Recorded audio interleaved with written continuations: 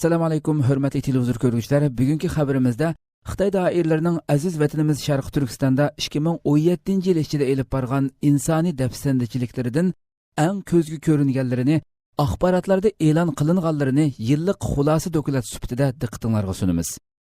Albatta bular Xitoy doiralarining vatanimizda elib berayotgan yo'lsizlik va qonunsiz harakatlarining mingda biri, hatto 10 mingda biri misolida ekanligida shak yo'q. Chunki Xitoyning axborotni qattiq qamal qilishi natijasida vatanimizda elib berilayotgan qonunsiz bostirishlarning ko'pinchisi dunyo jamoatchiligiga oshkorlanmay kelmoqda. Tuvanda biz ana shu yo'lsizliklarning, qonunsizliklarning Xitoyning o'zining axborotida bo'lsin. Albatta bu yerda Xitoy o'z axborotida e'lon qilgan vaqtda Uyg'urlarni tiz buktirish, bosh ko'tarolmas qilib etish uchun e'lon qiladi. Yoki dunyo axborotlarida bo'lsin, e'lon qilinganlarini nayt qisqartgan shaklda diqqatingizga sunamiz. Diqqatinglar ekranimizda bo'lsin. 1. 2017 yil 5 yanvar Xitoyning Sharq Turkistonliklarga qarata davom qilayotgan cheklamalarga yangi cheklamalar qo'shildi. Saqal qo'yishni cheklagan Xitoy doiralari amdilikda ayollarning yog'liq chegishini chekladi. Hamda masjidlarga cheklama qo'yib, faqatli Xitoy tarafidan belgilab berilgan masjidlarda namoz o'qish belgilandi. Namozdan keyin duo qilish va amin deyish cheklandi. 2017 yil yanvar oyidan boshlab Xitoy tajovuzchilarining Sharq Turkistondagi atalmish qo'sh til o'qitish siyosati Uyg'ur farzandlarini o'z ona tilini unutish xavfiga elib bordi. Shundaqla Sharq Turkistonliklar ishlatayotgan tig'liq asboblarning birini tushirib qo'ymay, ism va kimlik nomerini o'yish, ikkilik kod besishga majburlandi. 3. Yana shu yanvar oyidan boshlab Xitoy Sharq Turkistonning Xotanning hamma yerini qorshab, umumyuzlik tutqun qilish harakati elib bordi. 4. 2017 yil 14 yanvar Xitoy Sharq Turkistonni ichi va sirtidan qismoqqa elishga urindi. Sharq Turkistonda atalmish terrorchi shamilni paydo qilib, Uyg'urlarga qarshi bir yo'nalishlik urush vaziyatini maydonga keltirishga tirishdi. Uyg'urlarni sirtqi dunyodan ayirib etish uchun Uyg'urlarning pasportlarini bir butun yig'ishga boshladi. Besim va chekdan oshgan zulm sababidan hayotini saqlab qolish uchun o'z vatanini tashlab boshqa davlatlarga va shaharlarga qochib panohlangan Uyg'urlarni qaytishga majbur bo'ldi. Qaytib bormaganlarning uy va barliq mol-mulklarini musodara qildi. 5. Necha yuzlagan masjidlarni namoz o'qiydigan odam yo'q degan bahona bilan chiqib tashildi. Bu qilmishlari uchun islom dunyosidan hech qanday bir inkos topshirib olmagan Xitoy masjid chiqish harakatini davomlashtirib, chet elliklarga ko'rsatish hamda xalqaro jamiyatning ko'zini bo'yash uchun cho'ng shaharlardagi yo'l yoqasidagi masjidlarni qo'yib, necha minglagan masjidni chaqdi. 6. 2017 yili 2-16 kuni Xitoy doiralari Sharq Turkistonda o'quvchi-o'quvchilarning mingisini tozalash maxsus tuzash harakati elib berib, buningga munosabatlik 18 moddalik uqtirish tarqatdi. Bu orqali Sharq Turkistondagi o'qituvchi va o'quvchilarga qo'yilgan talablarning inson aqliga sig'mag'udek darajada kuchaytirilganligi, o'y, fikr, aqida, yurish-turish, yemak-ichmak va shaxslarning o'tmish tarixlariga munosabatlik har bir ish izlaridan tortib, qattiq tekshirilib, xizmat o'rinlaridan haydash, tutqun qilish qatorliq vahshiylashgan siyosatlarni yurgizdi. 7. Xitoy doiralari Sharq Turkistondagi qarshiliklar eng ko'p yuz beradigan va umumyuzlik Uyg'urlardan tashkil topgan Qashqar va Xotandan iborat Uyg'ur madaniyatining bo'shigi bo'lgan bu qadimiy shaharlarda 16 va 17 fevral kunlari ayrim holda hayvi bilan cho'chitish, qurolliq kuch ko'rsatish, muqimlikni qo'g'dash nomi ostida atalmish qasamyat yig'ini va manevri elib bordi. 8. 2017 yil 3-oyda ilgari ro'z tutgan masjidga kirgan, diniy faoliyatga qatnashgan yoki diniy bilim olgan kishilarni hamda boshqalarni buningdan aktivlik bilan to'smagan ahvollarni aktivlik bilan pash qilmagan, diniy fikr va diniy asabiylikka aloqador so'zlarni mulohiza qilishgan va qatnashganlar halol harom to'g'risida gap so'z qilganlarning hammasini birdek asabiy atab qonunsiz qilmish qatoriga kirgizib jazoladi. 9. 2017 yil 3-oyning 10 kuni Xitoy urug' tuqqanlar ichida o'lim yetim bo'lganda nazir chiroq o'tkazmagan. 2. Chumbal ortib jilbob kiygan. 3. Haraq tamaki tashlab saqal qo'ygan. 4. Tovan turmush kapolat puli, yordam puli elishni rad qilgan. Televizor ko'rmaydigan va qo'bullig'ich o'rnatmagan. Hukumat yordam qilib salgan uyda o'ltirmagan, o'quvchilar uzuqliq tamog'ini yemaydigan. 5. To'yda nag'ma-navo qilmagan. 6. o'z oldiga hajga borgan. 7. bolasini maktabga bermay din o'qitishiga bergan. 8. nikoh o'qib to'y qilgan yoki islomdagi taloq tuzum bilan nikohdan ajrashgan qatorliq 8 turlik ahvoldagi kishilar bo'lsa, uni aktivlik bilan to'smagan yoki ma'lum qilmaganlarni qonunsiz qilmish sodir qilgan hisoblab jazoladi. 10. 2017 yil 3 oyda Xitoy doiralari yuqori darajalik Uyg'ur amaldorlarini qattiq tekshirib jazolab, o'rniga Xitoylar o'rinlashtirildi. Xitoy tajovuzchilari yaqindan beri Sharq Turkiston xalqi ustidan har xil aql qabul qilg'usiz siyosatlarni yurgizish bilan birga, ularning ijtimoiy hayotining hamma taraflarini bir butun kontrol qilish uchun yana yangidan tuzumlarni o'ttirg'a chiqardi. 11. 2017 yil 30 kuni Sharq Turkistonning har qaysi rayonlarida Xitoy doiralari askar va soqchilarni ishga solib, jiddiy aqtirish, tutish harakati elib bordi.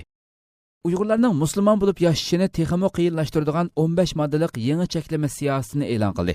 Bu belgilamaga asosan to'y qilish, ajrashish yoki boshqalarning to'yi, o'lim yetim marosimlari va meros qatorliqlarning diniy tus elishini oshqo'llik, asabiylik qatoriga tizib qattiq jazoladi. 12. 2017 yili 4-6 kuni Sharq Turkistonga Xitoy yo'tkash salmoqi kuchaytirib, Uyg'urlarning ish tepishiga qiyinchilik elib keldi.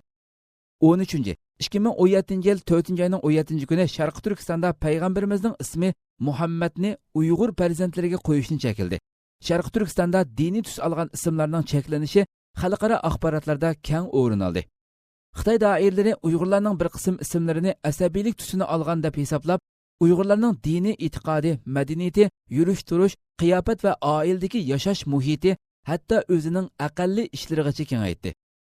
14. 2017 yil 4-19 kuni Xitoy chet ellarda o'qiyotgan Uyg'ur o'quvchilarning oilasiklarini tutqun qilib, ularga besim qilish orqali chet eldagi farzandlarini qaytib kelishga majburladi. Nurg'un o'quvchilar qaytgandan keyin jazolandi va iz deraksiz yo'qolib ketdi.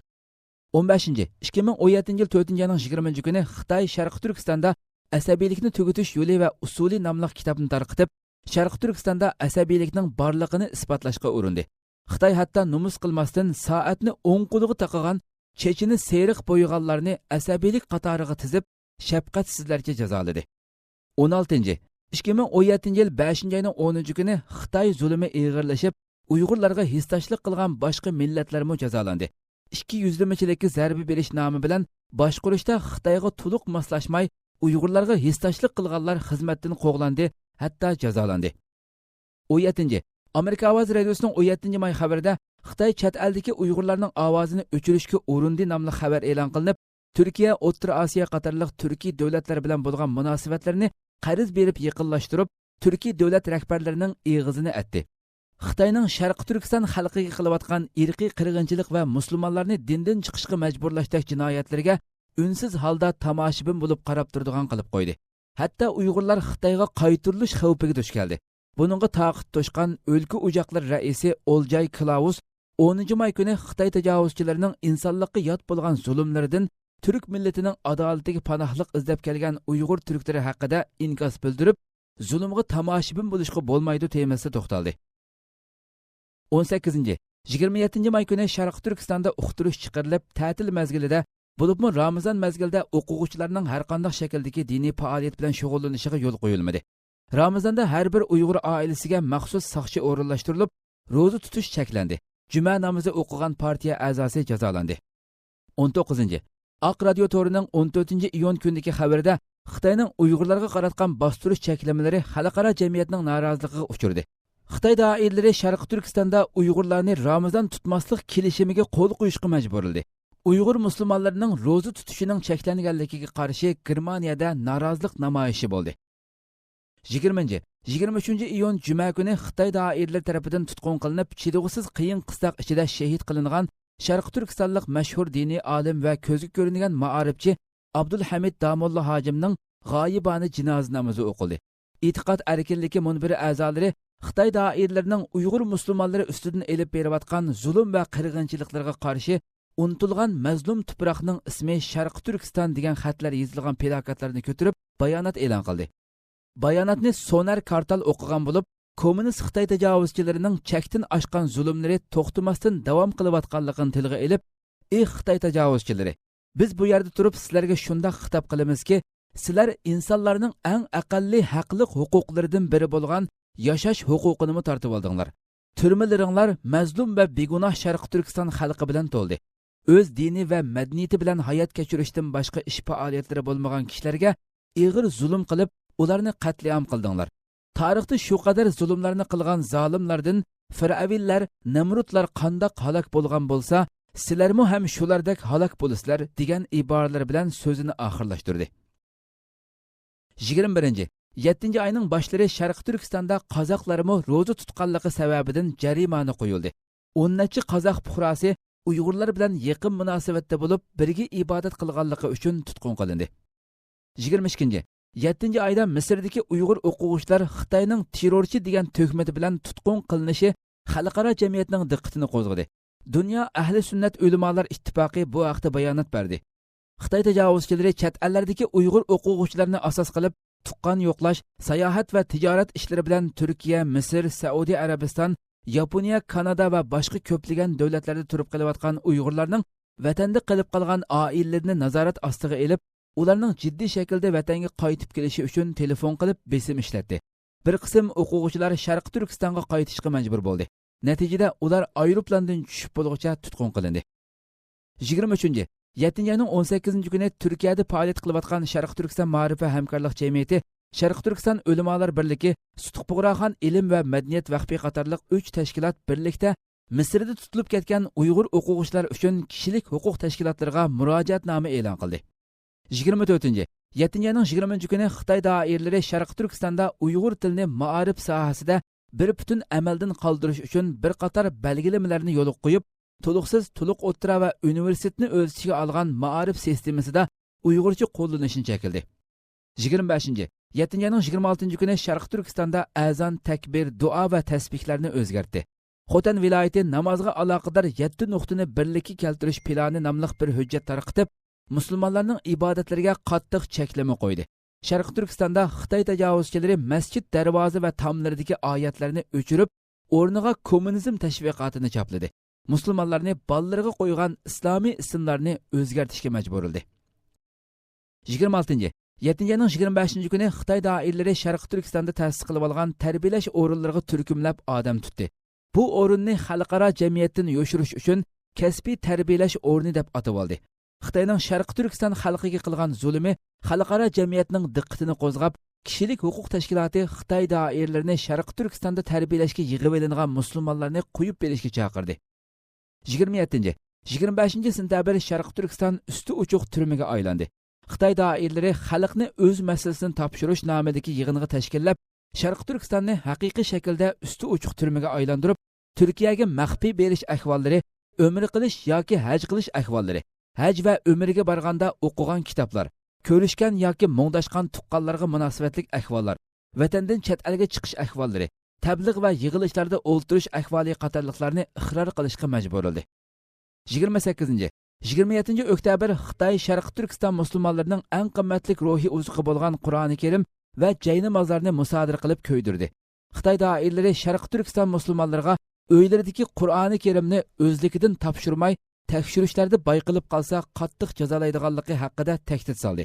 Xitoy doiralari Qur'oni Karim diniy kitoblarni terrorchilarning ideviy manbasi deb qarab, diniy kitob Qur'oni Karim chiqqan oila boshlig'ini jazo oldi.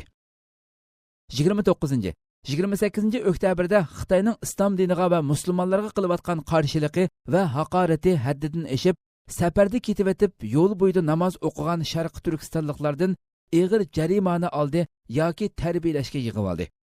30 oktyabr Tayvan Dajiyuan to'ri bergan xabarda Xitoy Sharq Turkistonda meyit namoziga qatnashuvchilarga son cheklamasi qo'yib, meyit namoziga 15 dan ortiq odam qatnashmasligini belgiladi. Xitoy soqchi amaldori Xitoyning 3 xil kuchni bahona qilib, Uyg'urlarni bostirayotganligini oshkorladi. 31. 14 noyabr Shintangdan to'ri bergan xabarda Sharq Turkistonda jazo muddati to'shqan mahbuslar qo'yib berilmadi. Xitoyning bostirishlarida 60 ming Sharq Turkistonlik turmaga qamalib, Sharq Turkiston g'oyat cho'ng turmaga aylandi.